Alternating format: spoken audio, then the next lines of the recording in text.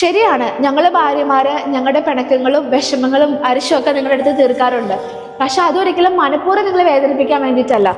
ഞങ്ങൾക്ക് ഓപ്പൺ ആയിട്ട് ഞങ്ങളുടെ ഫീലിങ്സ് ഷെയർ ചെയ്യാൻ ഞങ്ങൾക്ക് നിങ്ങൾ മാത്രമേ ഉള്ളൂ. ആ ഒരു സ്നേഹത്തിന്റെയും ഫ്രീഡത്തിന്റെയും ഒക്കെ പുറത്താണ്. എന്നാൽ ഈ അതുൽ സുഭാഷിന്റെ സൂയിസൈഡ് കേസ് കേട്ടുകഴിഞ്ഞപ്പോൾ എനിക്ക് ഭയങ്കര ഷോക്കായി പോയി. ഇങ്ങനെയും ഭാര്യമാരുണ്ടോ?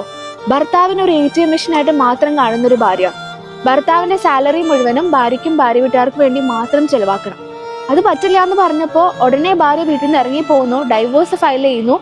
മർഡർ കേസ് ഉൾപ്പെടെ 9 കേസുകളാണ് ഈ ഭാര്യയും ഭാര്യയുടെ വീട്ടുകാരും ഈ മനുഷ്യനെതിരെ ചുമത്തിക്കുന്നത്. എന്നിട്ട് ഇത് ഒത്തുതീർപ്പാക്കാൻ വേണ്ടിയിട്ട് 3 കോടിയാണ് ഇവർ ആവശ്യപ്പെടുന്നത്.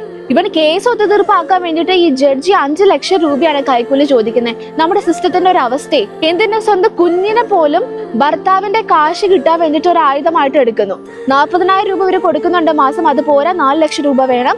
ഇനി കുഞ്ഞിനെ അച്ഛനൊന്ന് കാണണമെങ്കിൽ അതിനും കൊടുക്കണം ഭാര്യയ്ക്ക് കാശ്. ഈ സമ്മർദ്ദം ഒന്നും താങ്ങാൻ പറ്റാതെ അത് എന്നിട്ട് ഇയാൾ സൂയിസൈഡ് ചെയ്തു. ഇപ്പൊ കേസായി, പ്രശ്നമായി, ഇന്റർനാഷണലി മുഴുവനും ഈ പ്രശ്നം ചർച്ചയായി. ഇതാ ഇന്ന് വൈഫിനെ അറസ്റ്റ് ചെയ്തു. നമ്മളിപ്പോ ആ കുഞ്ഞിന്റെ അവസ്ഥ ഒന്ന് ആലോചിച്ച് നോക്കിയേ. അച്ഛൻ സൂയിസൈഡ് ചെയ്തു, അമ്മേനെ പോലീസ് അറസ്റ്റ് ചെയ്തു. ഇങ്ങനെയാണ് ഒരു ഫാമിലി ആകേണ്ടത്? അച്ഛനായിക്കോട്ടെ അമ്മയായിക്കോട്ടെ, നമ്മുടെ സ്വാർത്ഥതകൾക്കും പിടിവാശികൾക്കും വേണ്ടി നമ്മുടെ കുഞ്ഞു മക്കളുടെ ജീവിതം നമ്മൾ ബലിയാടാക്കരുത്.